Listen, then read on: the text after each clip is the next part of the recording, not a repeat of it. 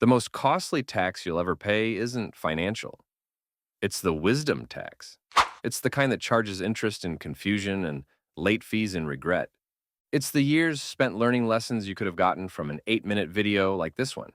In the next few minutes, I'll share the mental frameworks that took people decades to figure out and a few decades more to apply. Let's begin. The I'll be happy when. We all fall for it. I'll be happy when I'm financially free. I'll be happy if I lose weight and finally fit into those jeans again. I'll be happy when I get the respect I deserve. I'll be happy when I have a robot butler and a six-pack. Here's the thing. Every time you get the thing, the finish line moves.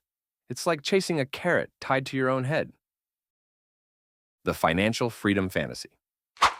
Let's talk about financial freedom. You know the fantasy. Travel around the world, wake up in a minimalist beach house, make coffee in a Chemex, check your crypto, and make $18,000 while doing yoga.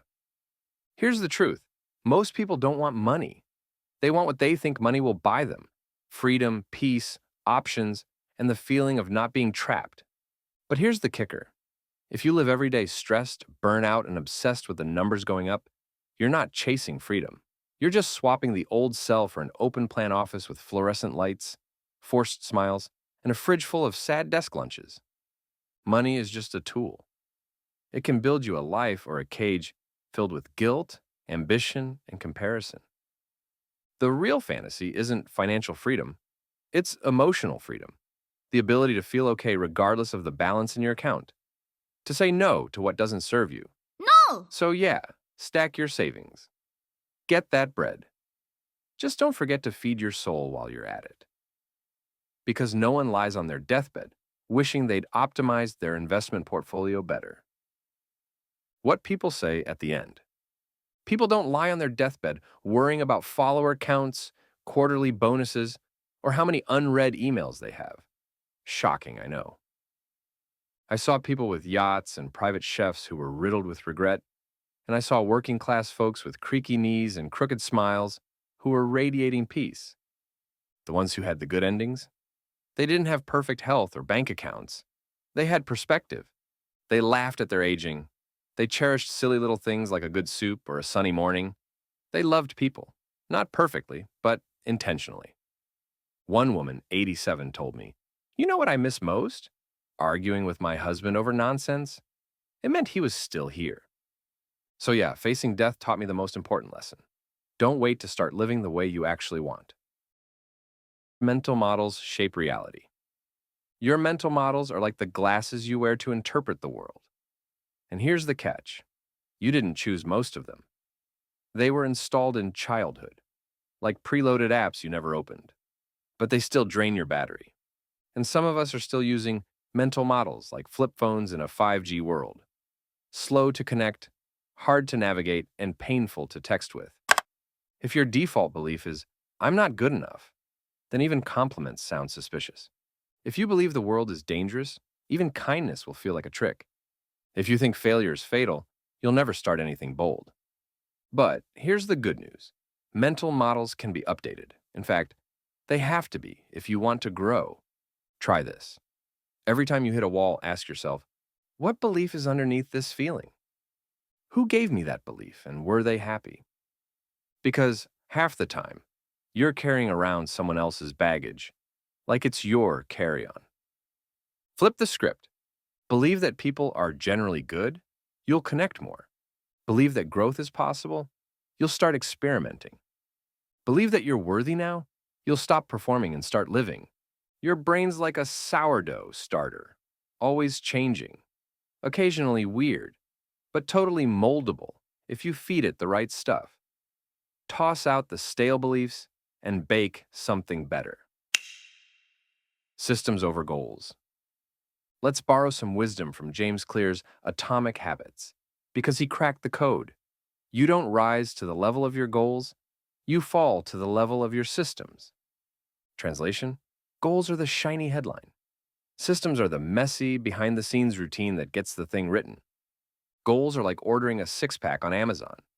Systems are the push-ups, the meal prep, and saying no to midnight lasagna. Everyone wants results. Few want the routine that delivers to them. But here's the kicker. You don't need to be brilliant. You just need to be consistent. Want to write a book? Don't set a goal. Set a system. Write 500 words before coffee. Want to get fit? Cool. Walk 30 minutes every day, rain or shine, even if you're wearing flip-flops and regret. Goals give direction, systems give traction. Because motivation is like a friend who says they'll help you move and then ghosts you on moving day. Systems, though, they show up even if you're cranky, tired, or just ate an entire sleeve of Oreos. So set the goal if you must. But then build the system like your life depends on it. Because, honestly, the life you want probably does. Build confidence like an architect, not a mirror. If your self-worth is built like a mirror, reflecting everyone else's opinions, one crack can shatter the whole thing. But if it's built like a skyscraper, rooted in your values, your vision, your integrity, then no amount of side-eye or snark can knock it down. Stop looking for approval like it's currency.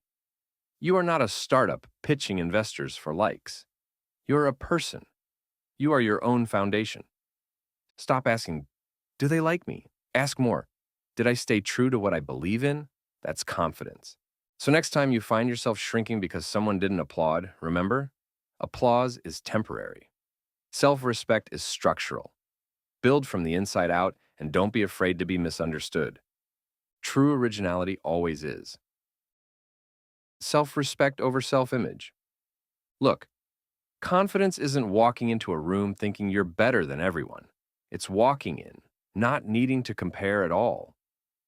Self-respect is built one choice at a time. Saying no when something drains you. Doing what you said you would. Not spiraling when someone doesn't get you. Stop collecting likes like they're proof of your worth. Validation is a sugar rush. Self-respect is real nourishment. This is the journey. Here we are.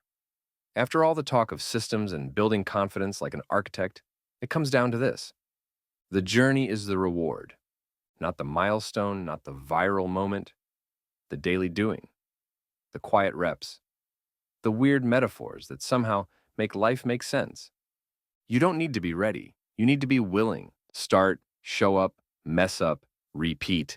And if it ever feels pointless, remember.